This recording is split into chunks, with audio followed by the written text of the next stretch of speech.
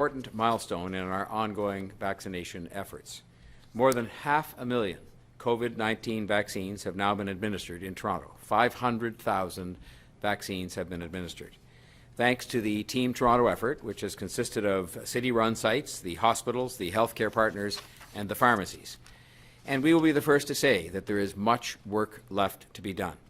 We have so far achieved a milestone unsurpassed by any municipality in Ontario at 500,000 vaccines. This is an achievement no other municipalities even come close to, but we have a lot more to do. And I'm confident that we will reach 1 million vaccines administered even quicker. But we need your help. We are continuing to urge all Toronto residents who are eligible to please get vaccinated. The City is working with all of our healthcare partners to administer vaccine doses as quickly as possible and as many as supply allows. Based on public health advice and to ensure that we continue to maximize our megasites, we have asked the province to lower the eligibility age for people who could come to those sites and register on the provincial system in the City of Toronto to 60 years old. I had a good conversation, in fact 2 conversations with Premier Ford about this morning. He wholeheartedly supported this change, and we hope to announce details of when this will happen very soon. We really just want to get on with administering more vaccinations faster, and our participation in the provincial system requires us to make this request, to adapt the system to take account of the different eligibility. This change will ensure that we continue to fill up all available appointments and work to get as many eligible people vaccinated as our supply allows throughout the holiday weekend and beyond. We are doing everything we can as a city government to reach out to residents. Tonight, I'll be taking part in a telephone town hall, for example, with Dr. Davila, Chief Pegg, and Councillor McKelvey, the local councillor in Scarborough Rouge Park. We have reached out already to 20,000 people, inviting them to come on the telephone town hall tonight and talk directly with us and us to talk directly with them about the vaccines and to answer their questions and to encourage them to get vaccinated. We will do everything we can to make sure that people get vaccinated. I strongly urge people who are eligible to get their shot as soon as possible. Please do not wait. For the sake of your own health, for the sake of getting it done now, please do not wait. Go online now at toronto.ca/COVID-19 or call 1-888-999-6488. Our work to reach communities that are at higher risk for COVID-19, our work to fight vaccine hesitancy and other barriers to people getting their vaccine is continuing.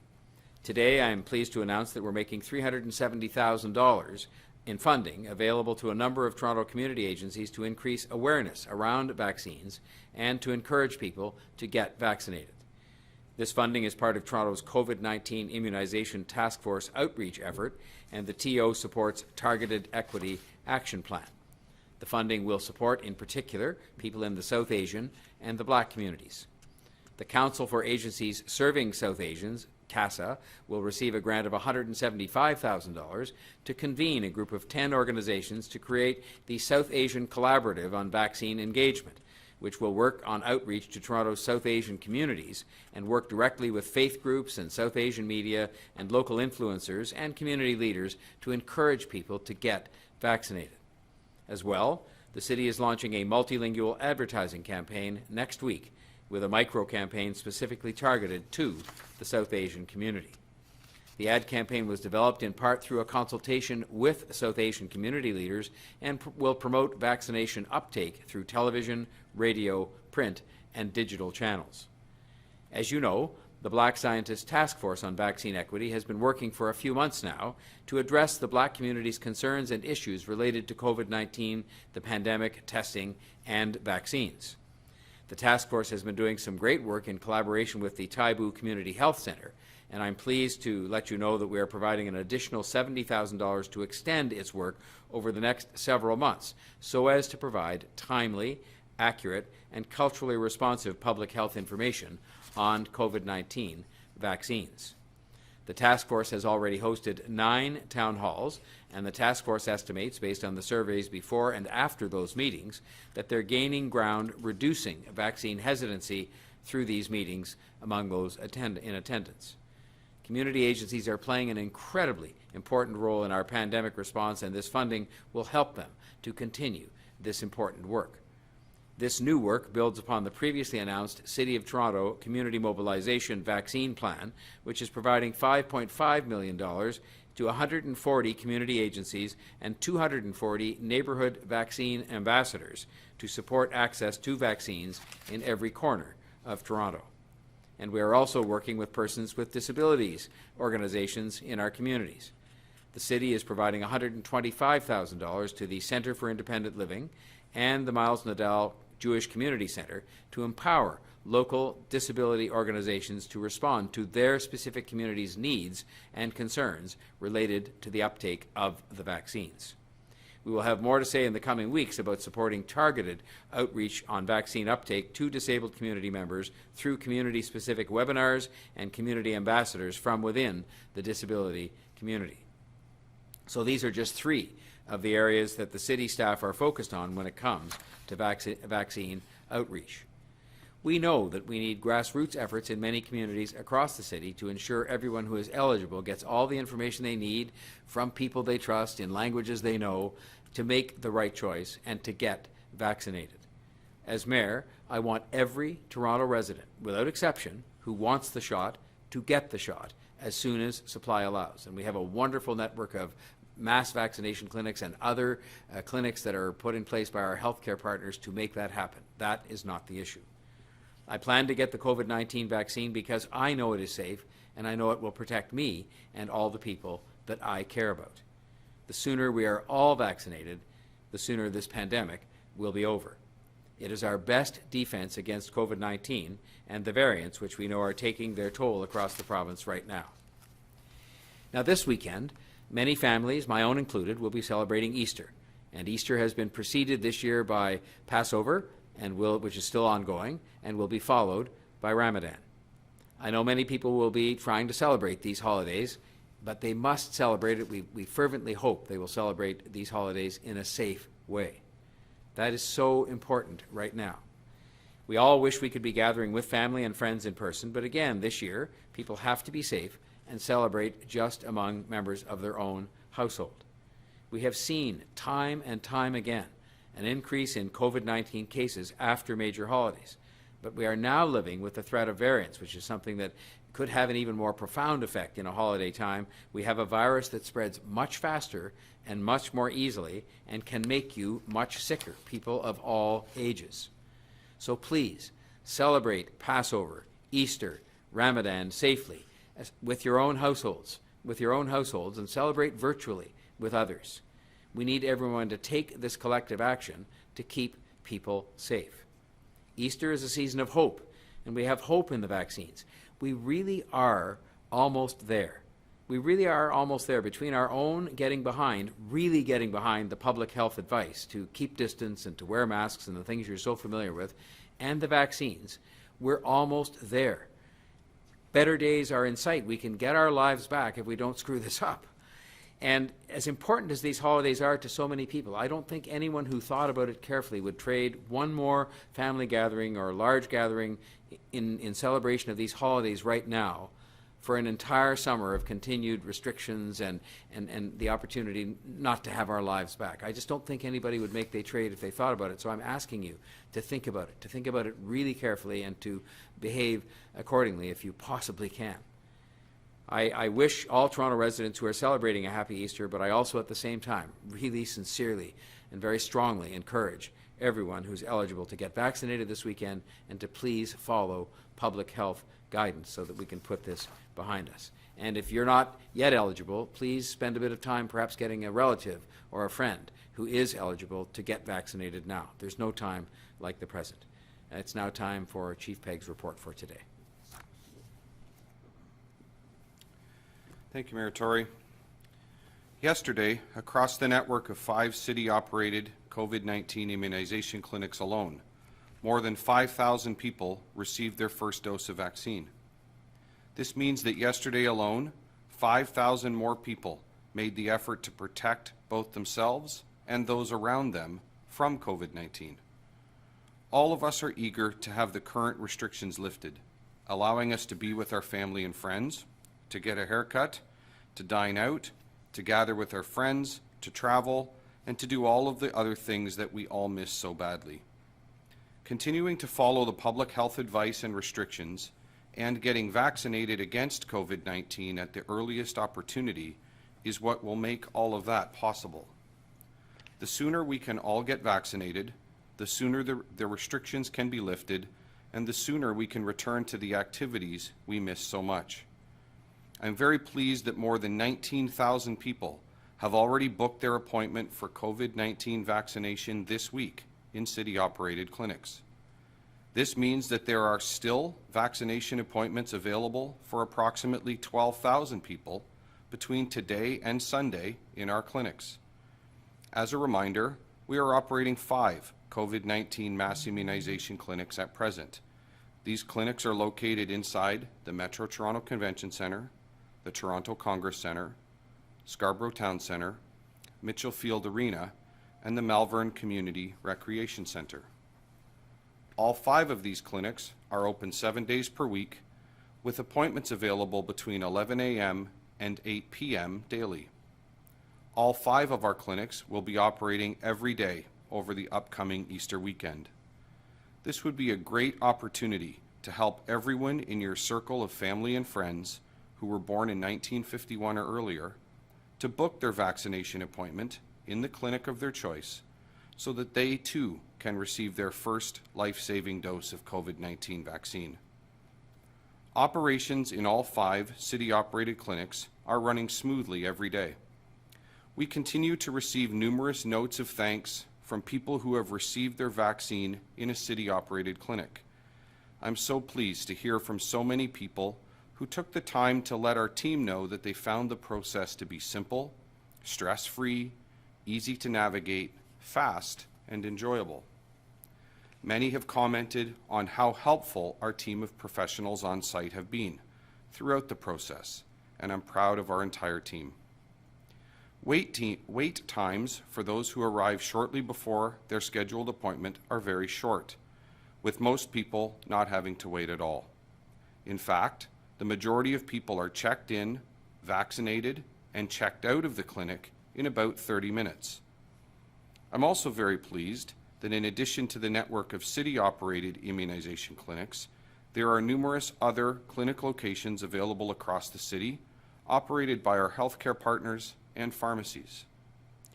On Monday, April 5th, we will open the 6th city-operated COVID-19 mass immunization clinic inside the hangar in Downsview Park.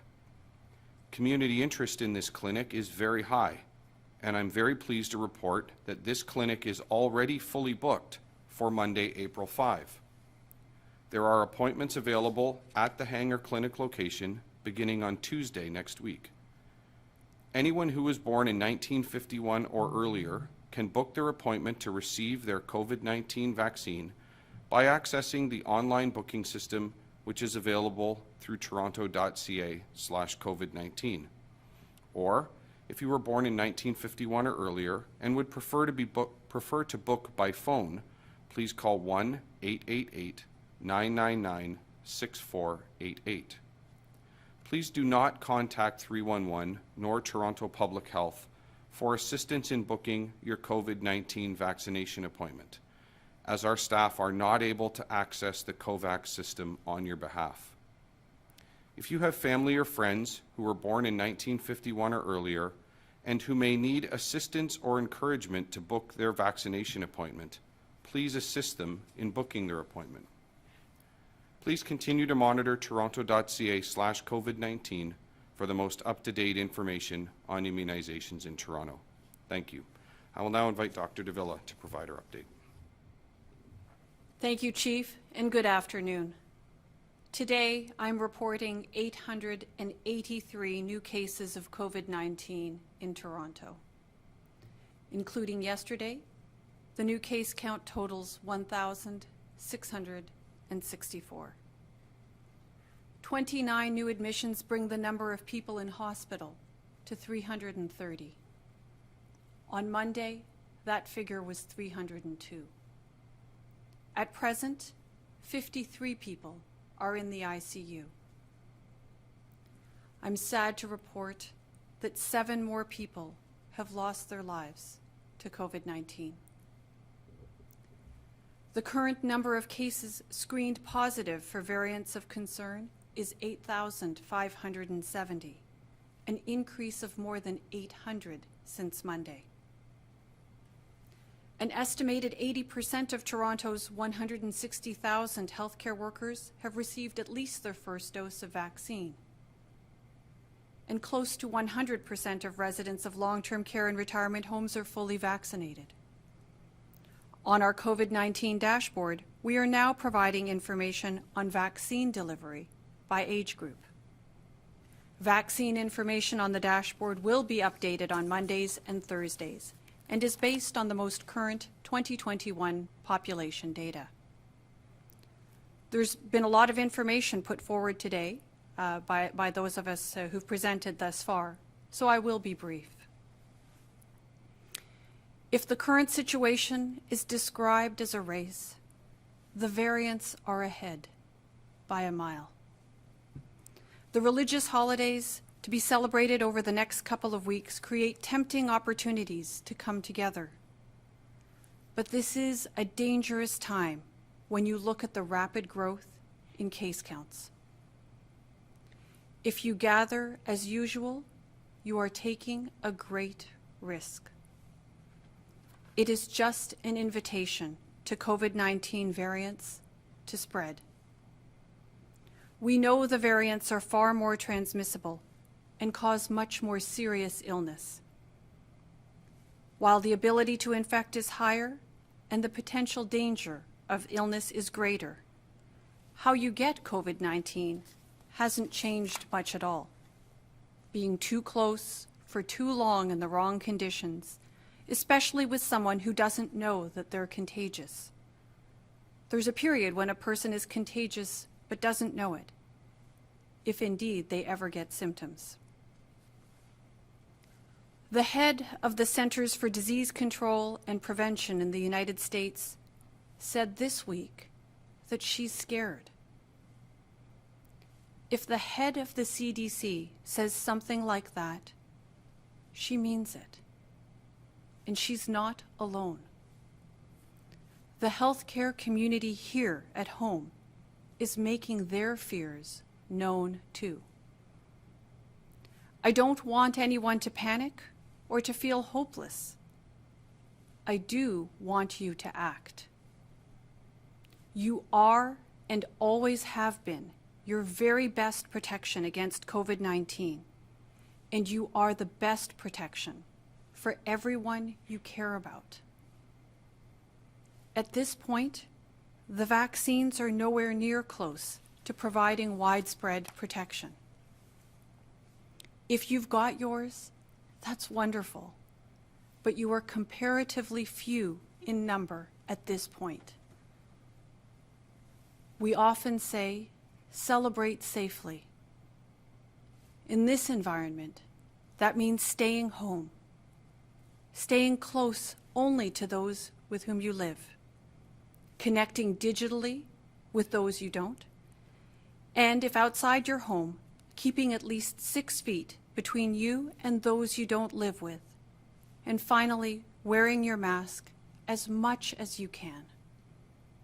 Please do not gather with anyone you don't live with. The best treatment is always prevention. COVID-19 prevention is critical this year and never more than now. With that, I'll now hand it over to Councillor Cressy. Well, thank you, Mayor Tory, Chief Pegg, and Dr. Davila. I'd like to provide a brief update on our efforts and share some new details related to our immunization campaign. Our campaign is focused on engaging people in every corner of our city, where you live and where you work, where you pray and where you hang out, on your phone, online, and in your local newspaper. At a high level, manufacturing a safe and effective vaccine is the first step. Opening clinics, accessible clinics located throughout the city, well, that's only the second step. Connecting with every resident so that they can access the vaccine when it's their turn. That is now the task at hand.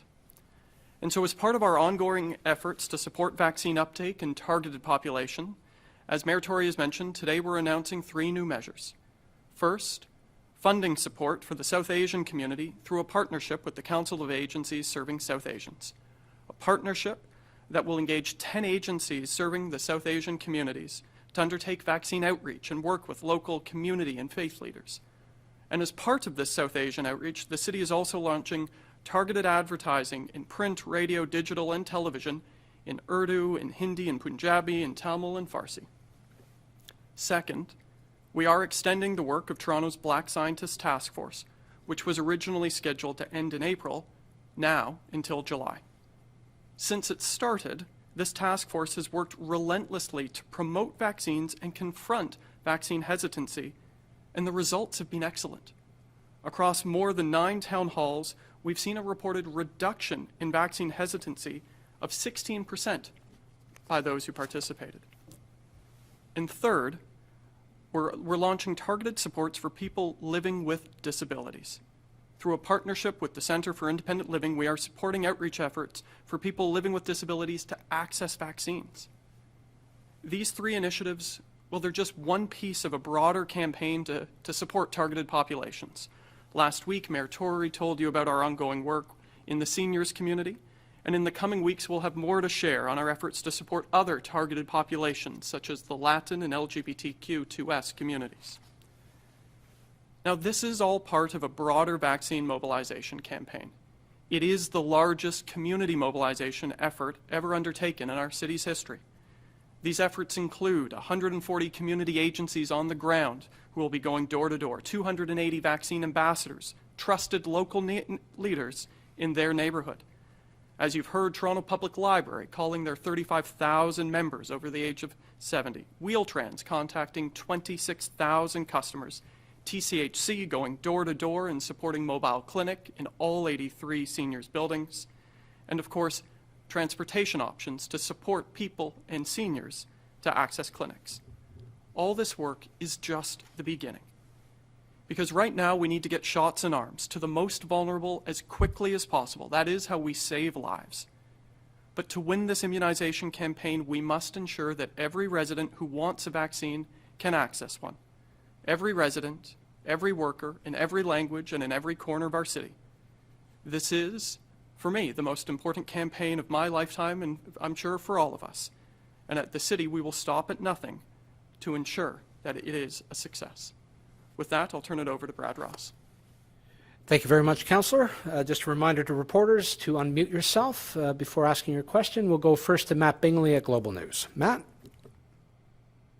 Hi, good afternoon. Dr. Davila, based on Toronto's pandemic situation right now, what specific restrictions would you like the province to enact tomorrow which could help the city regain control over infection spread? You know, Matt, I appreciate the question. And, I think in order to try to respect the process that occurs, there are discussions that happen all the time here at the city and with our counterparts at the province. I would say this, there's no question. We're in a very serious situation here. We're in a situation here in Toronto, but that serious situation extends beyond the boundaries of Toronto and goes across the province. I don't think that this is a simple situation. It's one that no one single jurisdiction can manage on its own. And I think the seriousness of the circumstances requires actions that are commensurate with that. And I think we're talking about actions that can be made to work, that reduce harm, that reduce risk, and keep people as safe as possible. So just to pick up on that, in the past you have said before an announcement what you would like to see personally. Are you saying that you would like to see a province-wide stay-at-home order again, or something in that manner? I'm saying, Matt, that we need to continue discussions with the province, that I would like to respect the process that we have with them, that we need actions that are commensurate with the risk that we see, and that really think about what can be done to actually keep as many people as safe as possible, given what we're seeing right now. We are in a delicate situation, and it requires delicate work and I think a very serious approach to the risks that exist. Okay, thank you. We'll go next to Shalima Maharaj from Global News. Shalima? Hi there. Thanks so much for taking my question. My question revolves around COVID-19 transmission within schools. We've heard from parents who don't feel that they've been adequately informed when there's been a positive COVID-19 case in their child's school environment. How does, for their knowledge, Toronto Public Health determine when to reveal that type of information? And how do you determine when students or a cohort need to be isolated? So that's a couple of questions all in one, and I'll see whether I can answer that as concisely as possible. You know, at this point in time, as we see that there is a significant amount of COVID-19 in our community, we are seeing a reflection of that in our schools and are seeing COVID-19 cases in schools. We have worked very hard with our school board partners to put in a number of measures to protect both students and staff that are working in those environments. And in the event of a COVID-19 case, there is a significant investigation that's required to understand what the circumstances are there. Given the number of cases that we're seeing, given the activity in the community, there are varying processes that need to be put in place. If we can quickly determine cases, then it's easier and determine the origin of cases, and when investigations can be done relatively quickly, we can inform the community very quickly. There are other times where the investigations are more complex.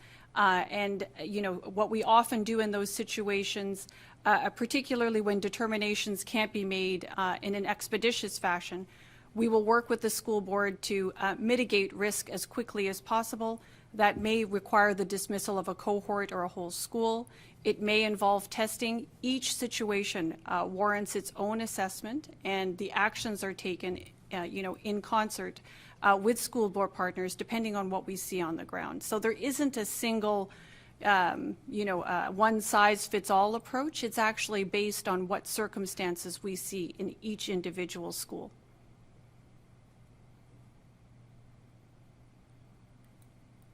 Shalima? One more question, of course. I do want to know as well. We know that obviously staff and students, they are required to complete a screening tool each day before going into class. For those who are noticing that perhaps one of those or more may not be followed. So for instance, if anyone in the household is self-isolating at home because they were a close contact of someone who had COVID-19, all kids in the household need to stay home for the full 14-day period. If they notice that some of those rules may not be followed, what can they do? What are their options? Well, you know, first and foremost, I would first encourage people to, you know, follow the rules as much as possible. These are there to protect all of us. And, you know, we have seen that none of us really wants to make other people sick. We recognize that these are challenging circumstances that we're living through. But I would first and foremost encourage people to do follow the rules because they're there to protect all of us, to make those environments as safe as possible for students and for staff. If there are particular concerns, I think that's something that's best followed up at the local level, first with the school to understand what the circumstances are. Sometimes, you know, things are circulated within communities and things aren't always exactly as they appear. So I do feel that the best thing to do is to have conversation locally, to try to address those matters locally, and if need be, you know, I'm sure our school board partners and the school partners themselves will connect with us, the public health team that's supporting them, to try to problem solve and come up with the best solution for the circumstances in that local environment. Thank you. We'll go next to Sneha from CBC News. My question is for Dr. Davila. There are a lot of calls for the province to consider cancelling the planned school break in April and go to remote learning. Toronto has a number of schools shut down due to COVID. Should we be looking at remote learning until the threat has lessened and more people are vaccinated? So that's an interesting question, and one that doesn't exactly have a very simple answer. I would say this. You know, the school break is still, you know, a number of days away. And as we've seen here throughout the course of the pandemic, so much changes not just over the course of a day, but sometimes over the course of hours, and sometimes even shorter than that. So, there are important decisions that need to be made with respect to the education system. Much of this resides outside of the purview of local public health. We, of course, are eager to contribute, and help decision makers by providing our experience on the ground so they understand what is happening here. What we're observing, we see that as an important part of local public health, and certainly the local schools themselves have a role to play in that. And I think that ultimately the decision does rest with our provincial counterparts. But of course, I think people can rest assured that we are all committed to trying to make schools as safe environments as they can be for students and for teachers. And we are looking all the time at the overall health picture of the children. We really are considering all the different issues that contribute to the health of children. Part of that is the COVID-19 risk, and part of that are all the other health issues related to schooling. Thank you. My second question is, we are aware that a coalition of lawyers plans on pursuing legal action against the city related to the clearing of encampments in parks by April 6. Advocates are concerned that this notice will lead to mass displacement of vulnerable people during pandemic. Are you still going to clear the encampments in early April, and why now? I will just say that what we have done in this case is to put together a very carefully and thoughtfully put together plan to move people who are in encampments in public parks to better housing, to permanent housing. These encampments are not safe, they are not healthy, and they do not belong in public parks. They're not to be in public parks. But we're not just clearing them out, we are preceding that by extensive work that is going on right now to talk to each and every one of those individuals and find them better housing. Housing that is indoors and that is going to be much more suited to humane treatment of those people and to support to be given to them in response to their experience of homelessness. We're working extensively with city councillors, with city officials and others, and directly with the people involved, the clients involved, to make this something that is a successful experience. And I just would hope that more people, even more people in the community, could get behind this effort, because I think it's the right thing to do. It accompanies efforts we've made over a period of months to rehouse successfully literally hundreds and hundreds of people from encampments into better housing, more humane housing, and to not have them in unsafe, unhealthy encampments that are not consistent with the law and that cannot be left indefinitely in public parks. Thank you, Mayor Tory. We'll go next to Mark Douglas from 680 News. Mark? Thanks, Brad. To Mayor Tory and to Dr. Davila, to be clear on something that you said right off the bat, vaccination for Torontonians as young as 60, how soon could that begin? Do we really have that much vaccine on hand right now? What we have right now, and I'll start with this just in the context of logistics, what we have right now are clinics that have appointments that are not yet filled, and those appointments are accompanied by a vaccine supply. We wouldn't have made the appointments available if we hadn't been sure of the supply. And so as you see a tailing off that has happened 2 or 3 times now with successive age groups of people booking, for a variety of reasons, I'm sure, then I think it makes sense for us, given that we have the clinics, we have the appointments, we have the professionals, we have the vaccine, it makes sense for us to move to different groups, which is why we ask the province to do that. The reason we have to ask them is because we're on their registration and scheduling system, and it's worked very well. I want to compliment them on that, but we have to ask them to make a change, a software change, to accommodate these different age groups, and so we wouldn't be offering the appointments to people if we didn't have the vaccine.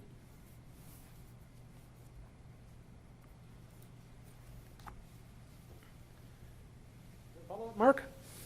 In there, but that's okay. A follow-up question then. Sorry, I'm not sure I got a clear answer on that. So as soon as the province says, okay, you want to be able to just go ahead and start vaccinating 60-year-olds, this could begin tomorrow. To make it clear that we've told them, my discussions with the Premier directly and with the officials at the province are to say if they could do it this afternoon, that we would be ready to take appointments right away. As soon as they change the software to allow people, the way the system presently works is that it is programmed such that only health cards belonging to people at this point in time, 70 years of age and older, are allowed to or are able to use the system to book an appointment. And if they could change that in 30 minutes from now, we could start booking appointments for people at whatever the new age is.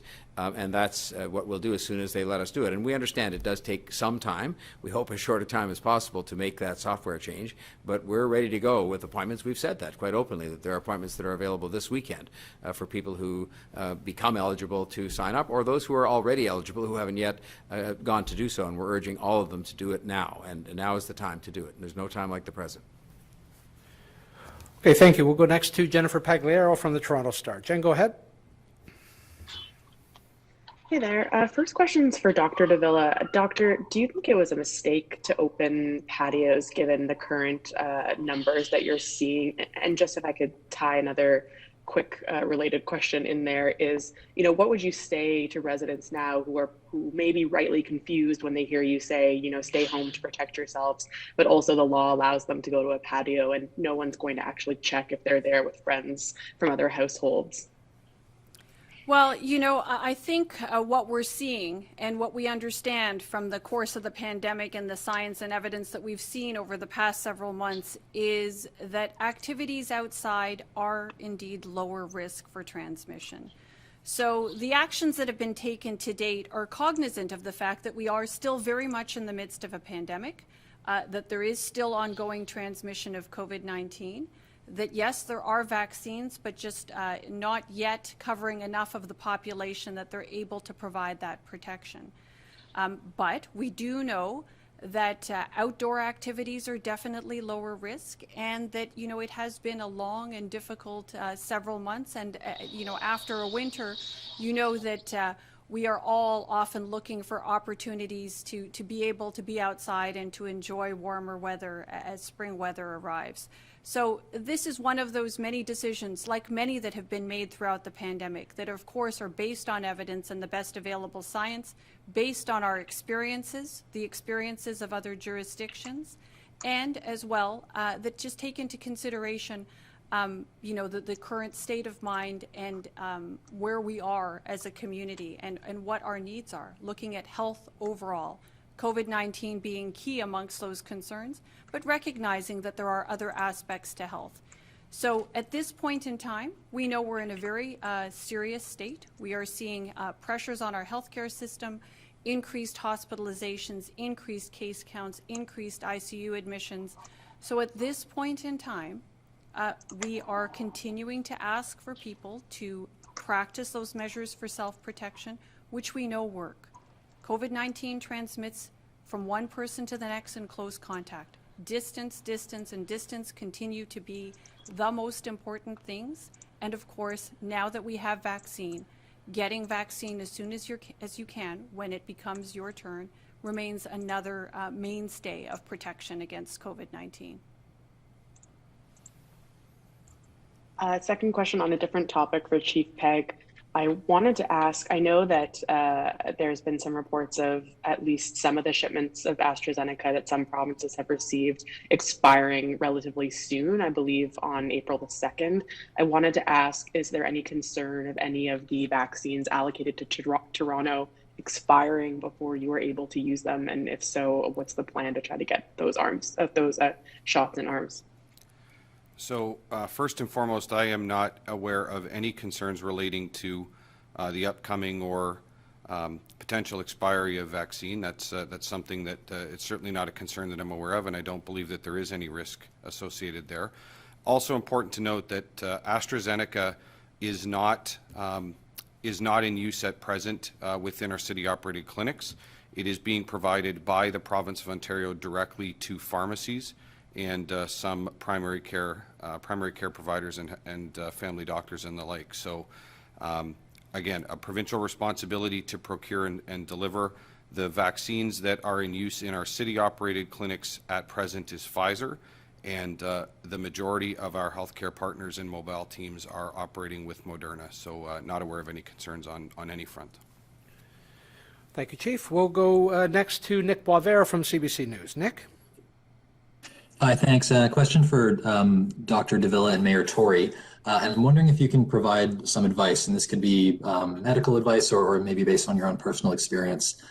For people who are maybe right now fielding some texts or calls from family members who are maybe planning Easter gatherings or have some other expectations about getting together this weekend, do you have any advice for people on how they should manage those kinds of conversations when there's maybe some tricky family dynamics at play? Well, perhaps I'll start and I'll let the mayor speak thereafter. As I mentioned in my remarks, now is not the time to gather. We are in a situation at a point in time in this pandemic where we're seeing increased case counts and all that goes with it as a result of the variants of concern. More hospitalizations, more ICU admissions, and affecting a younger segment of our population. So, you know, my plea to the people of Toronto is to celebrate the holidays, but to do so only with the people with whom they share a roof. For those with whom you don't share a roof, for all other members of the family, I would suggest that the best thing to do is to connect virtually or to connect digitally. We have done this before, and I think the mayor just mentioned in his remarks earlier this afternoon that surely it's worth taking a pass this one time so that we might be able to enjoy, you know, a more fulsome summer with less restrictions and something that's more akin to life as we knew it before COVID-19. We remain our best protection against COVID-19 for ourselves and for all those around us, but only if we choose to exercise that power that we all have to be vigilant and to continue keeping distance as much as possible. Mr. Mayor? Well, I won't offer any medical advice. That would be dangerous, but I will say this. I have seen with my own eyes and experienced virtually that Norwuz, for example, celebrated by 300,000 people, a very important holiday for those people, was celebrated virtually because I attended a number of those celebrations, and families gathered within their own households and hooked up with other families, and it wasn't quite the same, but they enjoyed the experience and they celebrated the holiday. I've seen with Passover last weekend, Seder after Seder, of people who are in their own homes with their own family but hooked up to other families and hooked up to their synagogue celebrating Passover together. And I know that we can do the same thing for Easter.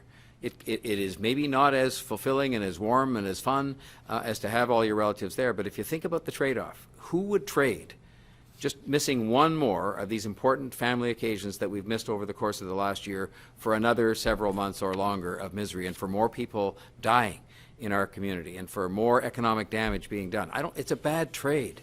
And so I would just say to people, let's explain the health risks as best one can in terms of how risky this is, but also explain to them that it's just not a good trade-off. You know, missing one more family occasion, as sad as that may be, is not something that you would say is equal to the damage that could be done by having this pandemic go on for months more.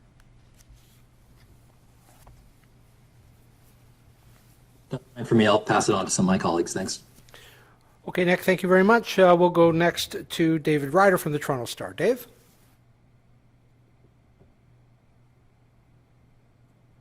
Hi, everybody. Thanks for taking my question. Question is for really whoever feels best suited to answer it. And that is, although Mayor Tory talked the other day about efforts to try and get homebound seniors vaccinated, we're hearing that many of them are still having trouble getting appointments, including a woman who's desperately trying to get her 97-year-old father vaccinated, so far without no luck, even though caregivers are coming and going. Is there something we're missing? Is there something the city is doing to try and get those people vaccinated when many people who are younger than them, who are just mobile, are able to go down to a clinic and get protected? So, Dave, thanks for the question, and I'm sorry to hear that this individual is having challenges getting her 97-year-old father vaccinated. For those seniors who are homebound, again, this is an issue that is regularly dealt with by our healthcare partners. We know that there are roughly about 3,500 people in the city of Toronto who are in a condition that really prevents them from even going out to medical appointments on a regular basis. Each of these people is generally served by a home care agency, whether it's publicly funded or privately funded, and or has a primary care provider. The way the program works, as it's been described to me, I should say, by our healthcare partners, is that each of these individuals should have contact with their home care provider, whether it's the physician, a primary care physician, or a primary care provider who provides in-home care, or a home care agency. A simple call to that agency or provider is the best way to start off that conversation. There is a program in place. It's very similar to the homebound influenza vaccine program that's run every single year. So that would be my first suggestion in terms of following up to make sure that that individual gets their COVID-19 vaccine. Thank you. And then follow-up, I think, is for Chief Pegg, which is, you said earlier about things sort of happening smoothly at the city-run clinics. We got reports from yesterday of, particularly at the Thorncliffe location, of there being very long lineups and elderly people having to stand in line for a long time. What was described to us as sort of some disorganization. Have you heard that? Is there any problems that need to be dealt with on that? David, I have not heard that, to be very candid. The Thorncliffe location is a partner clinic of ours that is operated by these Toronto Health Partners.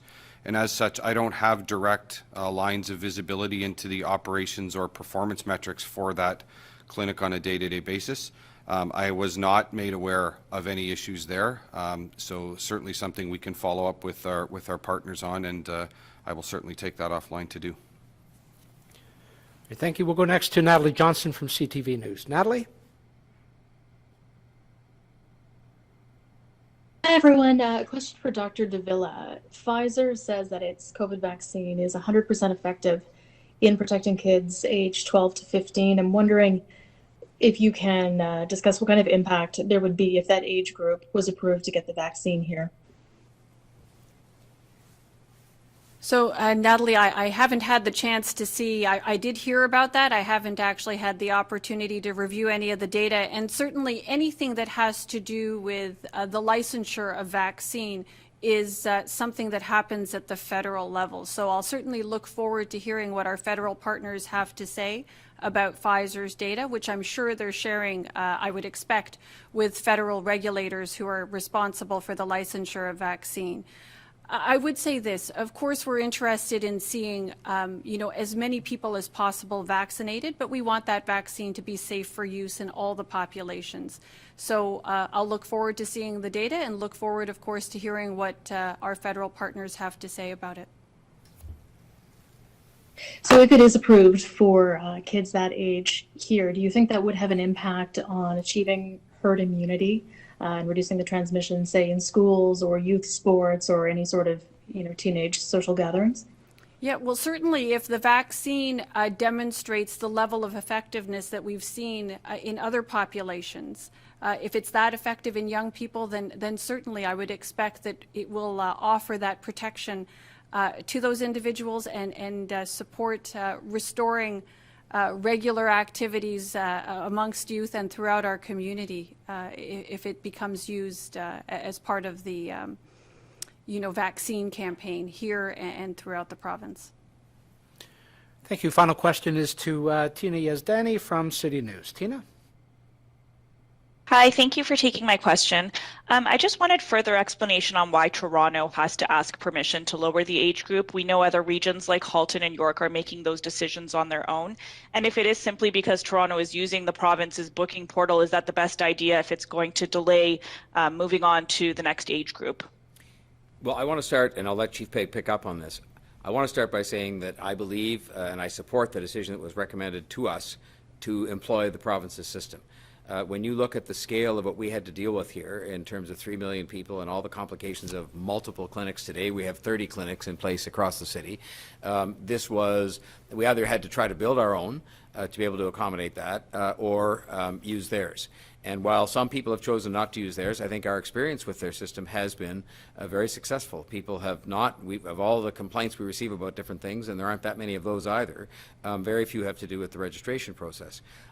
If there is any downside to it, it is simply that they have to make a software change to their system in order to change the eligibility of people to receive the vaccine. And so that was something that we had to contend with when the decision was made. But from my perspective, and I end up accountable for most of these things at the end of the day because I'm the elected representative here, and that is that I think we made the right decision. And I think the system has performed well for us, but it does mean we have to ask. And I will say this, in fairness to the province, when we have asked, they have said yes. And we hope they can say yes and implement it as quickly as possible. And so far, I indicated we'd love to have it done today on 12 hours or 12 minutes notice. But so far, they've moved with considerable speed to get these things done. And I hope that will be true in this case as well, and that it might be done ASAP, like within a matter of hours, not days. Go ahead, Chief. Not a lot that I can add to Mayor Tory's comments, other than really to echo what the Mayor just said. I fully support the decision that we made collectively as a team early on to be clients, if you will, of the provincial booking system. The system has in fact worked extremely well, and I fully echo what Mayor Tory indicated, that trying to operate and manage a booking and scheduling system for an enterprise as large as the vaccine effort in the City of Toronto requires that level of provincial coordination. So the system provides both the Ontario government with direct visibility into our clinic operations and vice versa.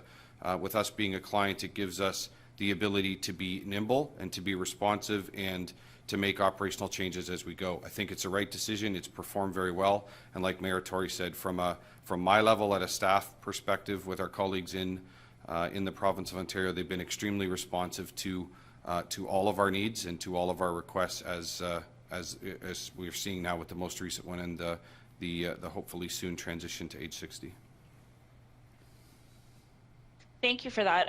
I also wanted to ask, we're getting some reaction to 12,000 appointments being open between now and Sunday. Does that seem like a lot to you? Are you concerned that these appointments aren't filling up faster? Does it tell you anything about maybe mass vaccination clinics aren't the best way to reach the elderly population, or do you think that 12,000 makes sense between now and Sunday?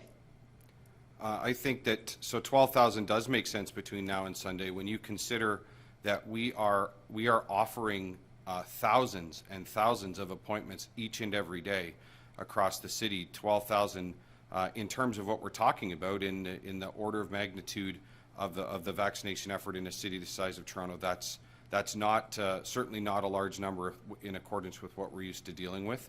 We watch and monitor bookings, and we monitor appointment uptake very, very carefully. It's happening hourly and on a day-to-day basis, and is literally something that is reviewed with our immunization task force command team every single day.